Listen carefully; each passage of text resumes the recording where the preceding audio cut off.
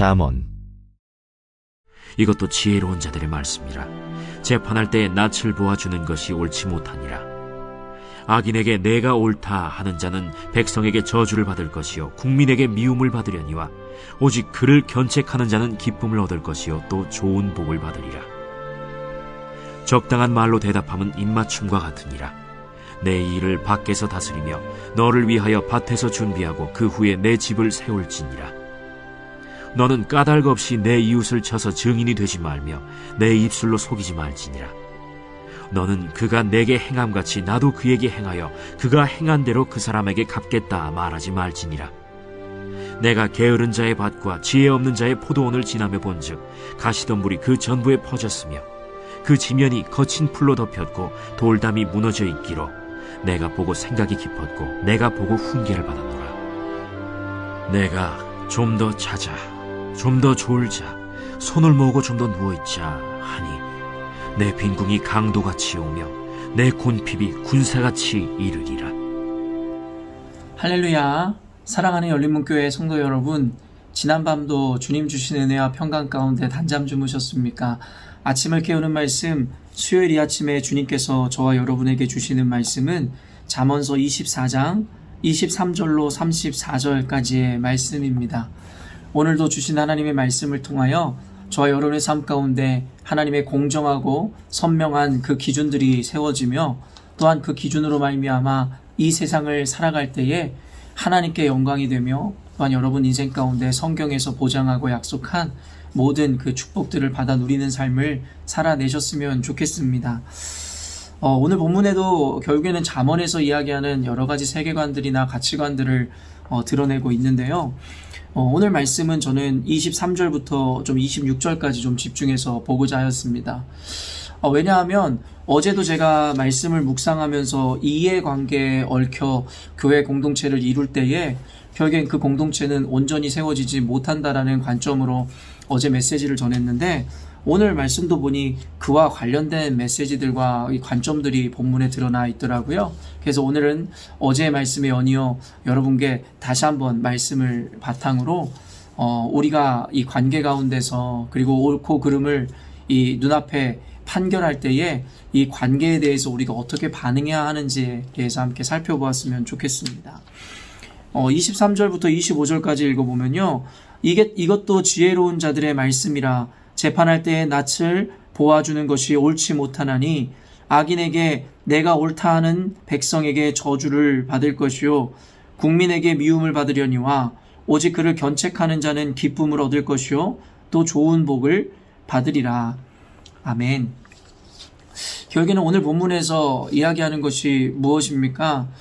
결국에는 어떤 선과 악, 옳고 그름을 나눌 때에 나의 어떠한 관계, 누군가의 낯을 보고 그에게 편을 들어주거나 그의 관계로 인해서 어떤 누군가에게 불공정한 판결을 내리는 것은 옳지 못하다라는 것을 성경에서 이야기합니다.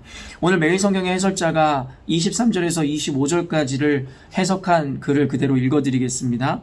재판할 때의 사사로운 정의나 이해관계에 이끌려서 한쪽 편만 들지 말아야 할 것을 경고합니다. 공의와 정의가 상실된 재판은 악인과 한통속이 된 세상을 보여주고 공동체에 끔찍한 고통을 일으키지만 악의 패배를 뜻하는 공정한 판결은 모든 이에게 기쁨을 줍니다. 판단을 내려야 하는 자리에서 돈과 정에 이끌려 잘못을 했는데도 아니라고 변론한 적은 없습니까? 각자 제자리에서 공의를 실행하는 결정을 내리도록 용기를 구합시다. 여기서 용기를 구한다는 말이 참 인상적입니다. 왜냐하면 친하고 친밀한 관계, 특별히 어떤 가족과의 관계 가운데서 옳고 그름에 대해서 분명하게 이야기하고 자신의 가족이든 아니면 오랫동안 벗삼아왔던 어떤 누군가에게 틀리다라는 것을 틀리다 이야기할 수 있다라는 것에는 굉장한 용기가 필요한 것 같습니다. 무엇이 옳고 그른지에 대해서 알고 있지만 우리는 공공연히 우리가 맺은 관계나 어떠한 이해관계로 인해서 사실은 옳은 것이 무엇인지 알면서도 눈을 감아주거나 아니면 도리어 잘못된 것을 옳다라고 손들어주는 경우가 종종 있음을 우리는 알고 있습니다. 제가 예전에 한국에 있을 때 사역했던 교회는 꽤 전통이 있는 교회였습니다. 전통적인 교회의 특징이 무엇입니까? 오랜 세월 동안 이 교회 공동체 안에 가족과 같은 어쩌면 혈연 관계보다 더 깊은 관계를 이루는 어떤 공동체가 세워진다라는 것입니다. 오랜 전통이 있는 교회다 보니 그 교회에 다니던 가족들은 그의 부모부터 시작해서 그리고 이 손주에 이르기까지 모두가 아주 친밀한 관계를 이루고 있었습니다. 제가 그 교회에서 사역하면서 사실은 교회의 사무 행정을 돌보던 어떤 책임자가 공금에 손을 대거나 그리고 거짓말을 일삼고 자신의 유익을 위해서 교회의 물품들을 함부로 사용하는 것을 보았고 그것을 장로회의에서 고발한 적이 있었습니다. 한두 번의 문제가 아니라 상습적으로 오랜 세월 동안 교회의 공금에 손을 대고 그리고 자신의 유익을 위해서 함부로 거짓말을 하거나 그리고 잘못된 판단들을 내리는 그의 모습을 보다가 결국에는 용납할 수 없기에 장로회의에서 결국에는 제가 그것에 대해 고발한 적이 있었습니다. 저는 너무나도 당연하고 확실한 정황과 그에 따른 증거, 증인들이 있었기 때문에 당연하게 장로들이 그분을 찾아가서 그에 따른 어떤 징계 내지는 그에 따른 적절한 조치를 취해줄 줄 알았습니다. 그러나 저의 기대와는 다르게 그 장로들은 결국에는 그 악을 행한 그에게 찾아가서 제가 그의 잘못을 발설한 일들에 대해서 다 이야기했고 그에게 징계가 따라오기는커녕 도리어 그로 인해서 그와 제 관계가 굉장히 어려워졌으며 그 이후에 교회에서는 저에게 계속해서 어떤 불합리하거나 좋지 못한 어떤 상황들을 저에게 연출시키는 것을 보게 되었습니다. 저는 굉장히 실망했습니다. 물론 그 공동체가 오랜 가족관계처럼 친밀한 공동체를 이루고 있다는 것은 이미 알고 있었으나 그럼에도 불구하고 너무나도 명확하고 모두가 알고 있는 이 악한 일들에 대해서 고발하였을 때에 그러한 관계를 뛰어넘은 정의와 공의가 교회에서 실현되리라 기대했었기 때문입니다. 그러나 아까도 이야기했지만 제 기대와는 다르게 그들이 손을 들어주었던 것은 옳음과 공의, 정의가 아니라 결국에는 오랫동안 그들과 친한 관계를 맺어왔었던 그 관계로 인해서 그의 잘못을 덮어주고 도리어 옳은 것을 행한 이에게 불이익을 주는 모습을 제가 몸소 경험한 적이 있었습니다. 저는 그것을 보면서 성경에서 결국에는 나의 원수는 가정 안에 있다라는 말, 그리고 예수님께서 왜 제자들을 부르실 때에 철저하게 그렇게 가장 소중한 존재인 가족마저도 결국에는 복음과 하나님 말씀 앞에서 철저하게 분리시킬 수 있어야 되는지를 가르친지에 대해서 깨달을 수 있었습니다. 예수를 찾아왔었던 그 어머니 마리아와 그 형제들에 대해서 부인하며 결국에는 하나님의 말씀대로 따르고 순종하며 살아가는 이들이 진짜 내 형제이고 나의 이 가족이라 이야기한 예수님의 말이 이해가 되는 순간이었습니다. 저는 그러한 경험을 통해서 결국엔 더욱 관계의 어떠한 집착과 이해에 엮이기보다는 하나님의 말씀과 오직 하나님의 바른 기준을 내 삶 가운데 세우고 교회의 질서 가운데 세워야 한다는 분명한 깨달음을 얻은 적이 있었습니다. 사랑하는 성도 여러분, 그런데 이 모습은 단순히 그 전통 교회의 모습뿐만 아니라 어쩌면 우리 교회, 저와 여러분의 모습에도 동일하게 나타날 수 있는 모습일지 모르겠습니다. 물론 정도의 차이는 있을 수 있겠으나 우리는 우리가 생각하는 기준과 판단 여하에 따라 결국에는 이 악한 것, 잘못된 것에 관계로 인해 눈을 감아주거나 아까도 이야기한 바와 같이 잘못인 걸 뻔히 알면서도 나의 가족이기에 나의 친한 관계를 맺고 있는 이에게 그의 손을 들어줄 때도 있었을지도 모르겠다라는 것입니다. 그러나 오늘 말씀에는 분명하게 이야기합니다. 너희들이 재판할 때에 낯을 보아주는 것이 옳지 않다라는 거예요. 그의 얼굴을 보고 그의 관계로 인해서 결국에는 잘못된 판결을 혹은 악인의 손을 들어주는 것이 얼마나 잘못된 일인지에 대해서 성경은 이야기하더라는 거예요. 24절에 악인에게 내가 옳다 하는 자는 백성에게 저주를 받을 것이요 국민에게 미움을 받으려니와, 이런 말씀을 통해서 결국엔 우리가 관계든 아니면 우리의 가족 아니면 오랜 교회 안에서 맺어진 친분의 관계든 그것으로 인해서 우리가 하나님의 말씀 내지는 정의와 공의를 무너뜨리고 결국에는 악한 것에 대해서 손을 들어줄 때에 결국엔 하나님께서는 그에 따른 분명한 심판을 주신다 이야기하더라는 것입니다. 사랑하는 성도 여러분, 혹시 우리 인생과 삶과 그리고 우리가 살아가는 과정 가운데 선악 그리고 심판을 그리고 재판을 해야 되는 이 분별해야 되는 과정 가운데 혹시 사사로운 이해관계라든가 아니면 우리의 혈연관계 아니면 오랫동안 연을 맺어왔었던 그 어떤 관계로 인해서 옳고 그름에 대한 분별력을 상실한 채 그런 것을 도리어 옳다 손을 들어주시는 그런 경험을 하셨거나 지금도 그러한 일을 행하고 계시는 분은 혹시 계시지 않습니까? 사랑하는 성도 여러분, 우리를 구원하는 것은 우리가 구원받을 수 있는 것은 사사로운 감정이나 의리로 인해서 주어지는 것이 아니라 하나님의 말씀 앞에 온전한 정의와 공의를 실현하고 그것을 실천할 때에 주어지는 것임을 잊지 마십시오. 하나님께서 우리를 인정하는 것은 단순한 관계에 대한 또한 잘못된 것을 관계로 인해서 편을 들어주거나 그러한 관용을 베풀어주는 것이 아니라 하나님 말씀 앞에 때로는 관계라 혈육이라 할지라도 말씀 앞에 분명한 분별력을 가지고 그것에 대해 판결할 수 있어야 함을 성경은 우리에게 이야기하고 있다라는 것입니다. 그러면서 25절에 오직 그를 견책하는 자는 기쁨을 얻을 것이요 또 좋은 복을 받으리라.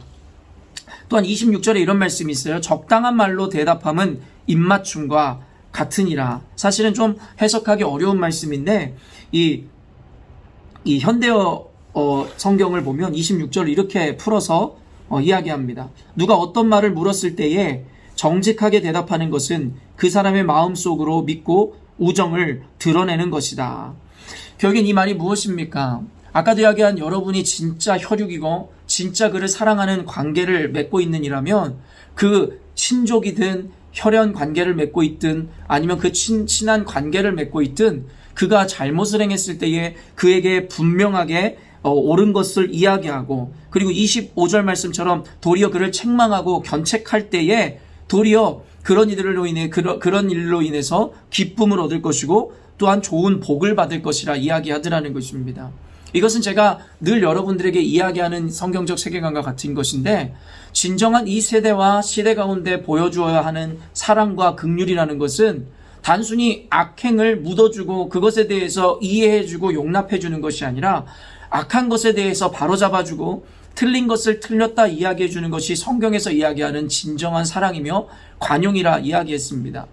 이 세상에 이 동성연애자들이든 아니면 하나님의 법을 무시하고 불법을 행하는 자들이든 그들이 우리와 어떠한 관계를 맺고 있든 관계없이 그들에게 그들이 악을 행하고 온전한 삶을 살아내지 못함에 대해서 우리가 질책해주고 그것에 대해서 밝히 드러낼 때에 도리어 하나님께서는 그것이 바로 그들을 향한 진정한 사랑이며 긍휼이라고 이야기하고 있다라는 것입니다.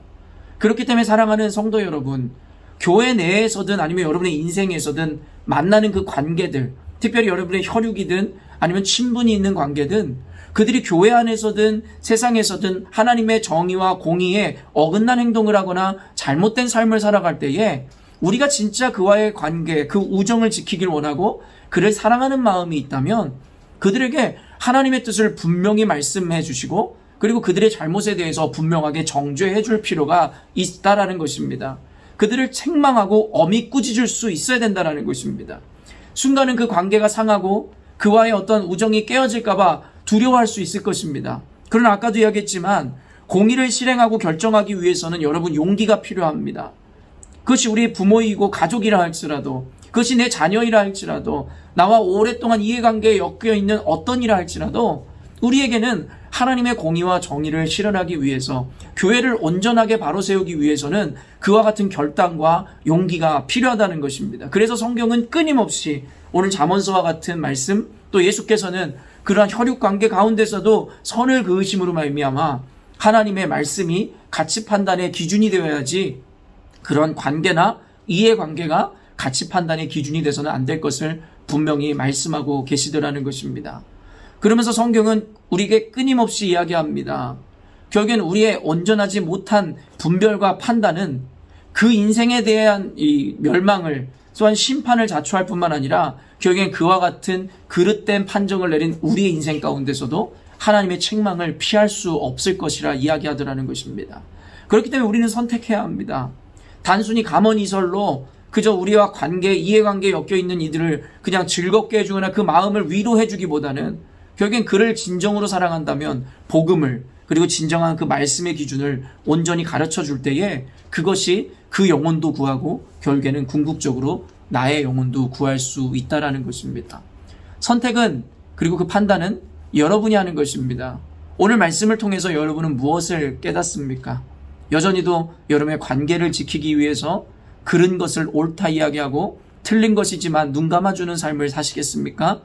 아니면 순간은 관계가 깨어질까 두렵지만 용기를 내어 하나님의 말씀과 정의가 무엇인지를 분명히 선언해 주심으로 궁극적으로 그 영혼을 구원해 내시겠습니까?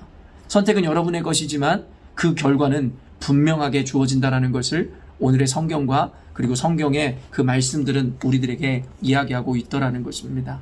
오늘 이 말씀을 통해서 선명한 기준과 분별력이 세워지기를 원하고 오늘 말씀을 통해서 여러분 인생 가운데 좀 더 분명하고 선명한 기준을 세우시고 그에 합당한 삶을 살아내셨으면 좋겠습니다. 함께 기도하겠습니다. 사랑하는 하나님, 오늘도 하나님의 자녀들을 사랑하사 잠언의 지혜를 통해 옳고 그름에 대하여 또한 특별히 깊은 관계 가운데서도 우리가 어떻게 옳고 그름을 대하는 태도를 가져야 할지를 말씀해 주시니 감사합니다. 이 시대 그리스도인들에게는 하나님 용기가 필요합니다.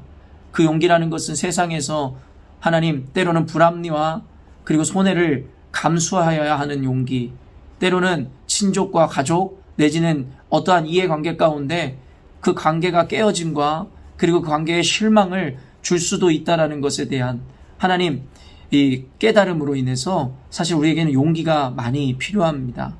그러나 하나님 성경에서 늘 이야기하듯이 결국에는 순간은 우리가 피해를 보고 순간은 우리가 깨어짐을 당하는 것 같으나 궁극적으로 하나님의 말씀을 붙잡고 하나님의 기준으로 살아낸 이들에게는 어떠한 결과가 주어지는지 성경은 우리에게 분명하게 가르치고 있기에 오늘도 사랑하는 성도들로 하여금 눈에 보이거나 느껴지는 것을 쫓지 않게 하시고 하나님의 말씀을 따라 기준 세움으로 말미암아 그른 것에 대해서는 조금도 타협하지 않고 옳은 것이라면 손해를 감수할 수 있는 믿음과 용기를 허락하여 주옵소서.